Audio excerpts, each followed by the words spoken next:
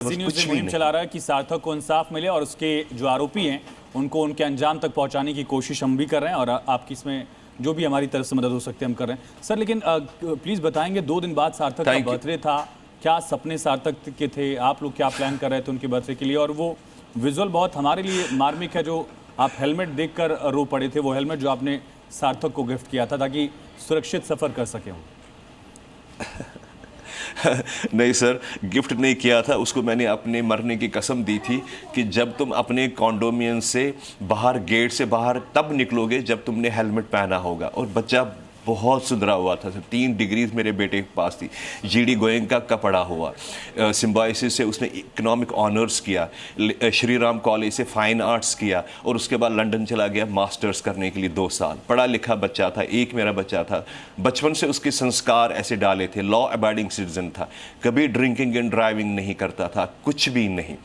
और मैं आपको, अब मैंने वो पता नहीं कहाँ रखा, उसके लिए सिर्फ मैंने एक लेटर लिखी थी। मैं कहा इसमें अपने बेटे को जितना अच्छा उसको उसके बर्थडे पे वो लेटर दे दूंगा, उसको सुनाऊंगा that what I feel for him, कि मेरा कितना होनहार बेटा था उसको करने के लिए। बट वो मौका ही नहीं दिया सर, मौका ही नहीं दिया। उससे पहले ही मेरे बेटे को छीन के लेके गए। वो चिट्ठी अभी भी मेरे पास पड़ी है। शायद हमने सैटरडे को प्रेयर मीटिंग रखी है, उसमें शायद वो मेरे साथ उस टाइम रहेगा, तो उसको सुनाऊंगा, बेटा ये मैंने आपके लिए लिखा था।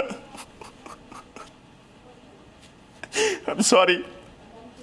सुरेंद्र जी, हम ये दर्द समझ सकते हैं आपका।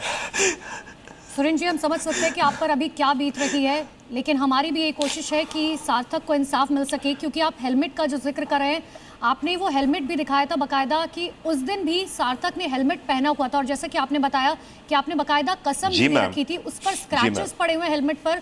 उस दिन भी सार्थक ने वो हेलमेट पहना हुआ था, इसलिए उस पर स्क्रैचेस आए। सुरेंद्र जी।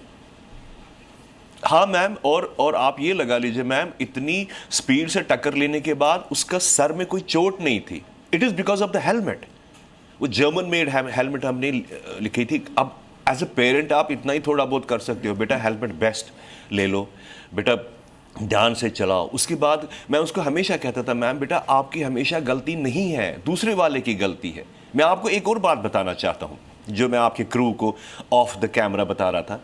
जिस दिन मैम हम उसके फूल चुन के हरिद्वार जा रहे थे, हम सारे परिवार एक गाड़ी में थे, और आपको गुड़गांव का ट्रैफिक पता, जब जयपुर से ट्रैफिक आता है उसके बाद वो एकदम से राइट टर्न लेते हैं अपना इधर साइबर सिटी की तरफ। हमारा बेचारा गाड़ी वाला उस 35 सेकेंड्स में मैम, ये क्या कहते हैं, इतने सारे गाड़ी वाले आए, उसको गलत डायरेक्शन से उस बेचारे ने ब्रेक मारी। उसके पीछे एक नौजवान लड़का था, उसने हमारी गाड़ी को पीछे मारा। वो हमारी टेम्पो ट्रैवलर थी क्योंकि सारा परिवार इकट्ठे जा रहे थे। मैम मैं आपको बता नहीं सकता हूँ, वो उतरा नीचे, हाथापाई, वो ड्राइवर बेचारा हाथ जोड़ के कहता, साहब मैं क्या करूँ, मेरे सामने वो आ रहे हैं, क्या करूँ, उनका गलती आपकी, आप थोड़ा डिस्टेंस रखते। मैम हमें नीचे उतरना पड़ा, फूल जो चुन के आए थे उसको दिखाना पड़ा, भाई मेरा जवान बेटा गया, उसके लिए हरिद्वार जा रहे हैं। पुलिस वाले अलग से हमें घेर के बैठ गए, साइड हो जाओ जी, साइड हो जाओ जी। क्या करें हम? मैम मुझे बताओ उस क्या गलती? ये तो हाल है। और इसी से मैं हमेशा डरता था, उसको बोलता था बेटा मत आओ वापस यहाँ। ये तो मैम हाल है हमारा। ये मैंने पहली बार, मुझे क्योंकि माइंड इज नॉट वर्किंग, मुझे याद भी नहीं रहता। आपको पहली बार ये इंसिडेंट बता रहा हूँ, 4 दिन पहले की बात है मैम, जब हम उसके लेके जा रहे थे, हमारी लेडीज उतरी, उसके नौजवान के हाथ पैर जोड़े, तब शायद उसको कुछ लगा।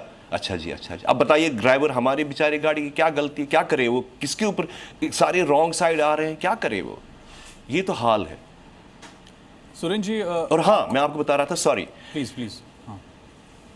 नहीं, आपने हेलमेट की बात की, उस स्पीड पे टक्कर करने के बाद उसके हेड में कोई इंजरी नहीं थी, यहाँ थोड़ी खरोचे थी।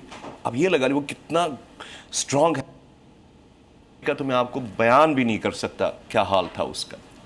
सुरेंद्र जी, आपको लग रहा है कि इस इंसाफ की लड़ाई में सिस्टम आपकी मदद करने की बजाय खुद रोड़ा बन चुका है, एक हर्डल बन चुका है आपके लिए?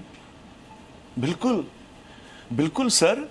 50 घंटे के बाद आप 2 एक्यूज ड्रंकर्ड्स को, पूरी रात आप एंगेजमेंट पार्टी में हो, चलो यार जो करना है, उसके बाद आप पुलिस वाले कहते हैं वो जॉय राइड पे निकले। सर मेरे को इसका अर्थ समझ नहीं आया, जॉय राइड का क्या मतलब होता है? शराब पी के गाड़ी चलाना, उसको जॉय राइड बोलते हैं, उसको तो किलर्स बोलते हैं। ये तो होना ही था। और उसके 50 घंटे पुलिस लगाती है ढूंढने में, जबकि उनके पास गाड़ी का रजिस्ट्रेशन नंबर है, पता लगाने में कहाँ है क्या है। अब उसके पीछे क्या हुआ, क्यों देरी हुई, इसके सवालों के जवाब मेरे पास नहीं है। मैं आपसे अनुरोध करता हूँ, प्लीज़ आप लोग ही ये सवालों के जवाब दे सकते हैं। कल मैम ACP साहब हमारे घर आए थे, वेद प्रकाश जी, उनका बहुत बहुत धन्यवाद। और उस टाइम मीडिया वाले हमारे पास थे, अब मुझे ध्यान नहीं, रिपब्लिक थे शायद, जी भी था, वो थे।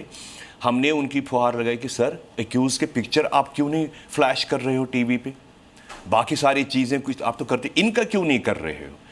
वो उन्होंने चलो जो भी कहा, लीगैलिटीज़ वो सब। मैम इतनी देर में मेरा दूसरा शायद CNN ने किसी के साथ था, फर्स्ट टाइम मुझे लगा वो उसकी पिक्चर्स फिर स्क्रीन पे फ्लैश होने लगी।